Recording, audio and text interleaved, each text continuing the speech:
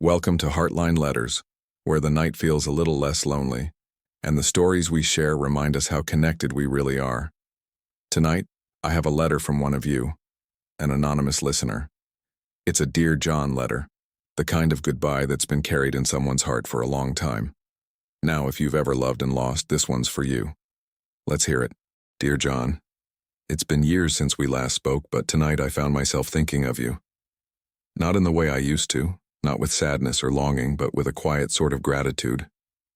I've never told you this, but losing you taught me how to find myself. Wow. Right out of the gate, this letter pulls no punches. Isn't it amazing how the hardest moments in our lives can teach us the most about who we are?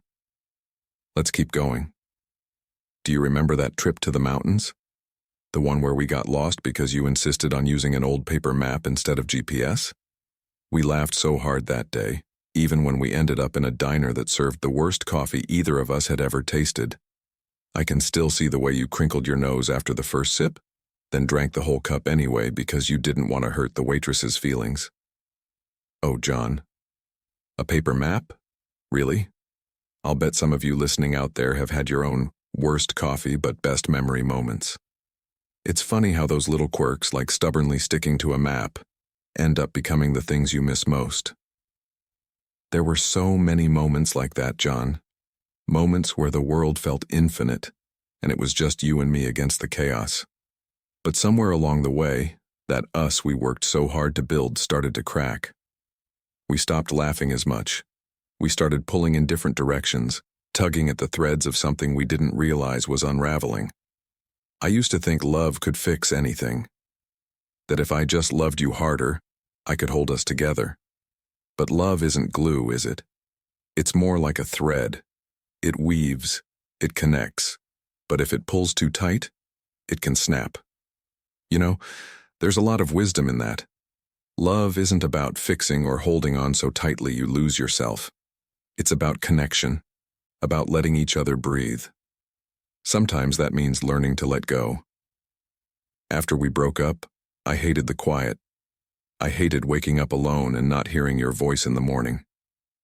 But slowly, in that quiet, I started to hear something else.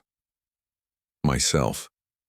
I went back to painting, something I hadn't done since college. Do you remember how you used to say I could make anything come to life with a brush? You were my biggest fan, even when I didn't believe in myself. I want you to know I never forgot that. Last month I held my first gallery show. It was small, just a local space, but it was mine. As I stood there, surrounded by the work I'd poured my heart into, I thought of you. Not with sadness, but with gratitude. You were the one who reminded me I had something worth sharing.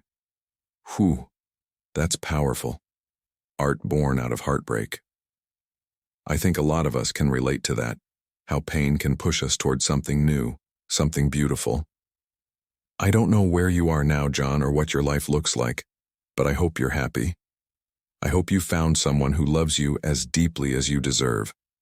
And I hope, in some quiet moment, you think of me too. Not with regret, but with the same gratitude I feel when I think of you. Take care, Anonymous. Wow. To Anonymous, thank you for trusting us with this. Letters like these remind us that endings aren't failures. They're transitions. They're part of the story, not the whole of it. And to anyone listening tonight who's still carrying the weight of a goodbye, I want to tell you this. It's okay to miss them. It's okay to hold on to the good moments while moving forward. And it's okay to take your time.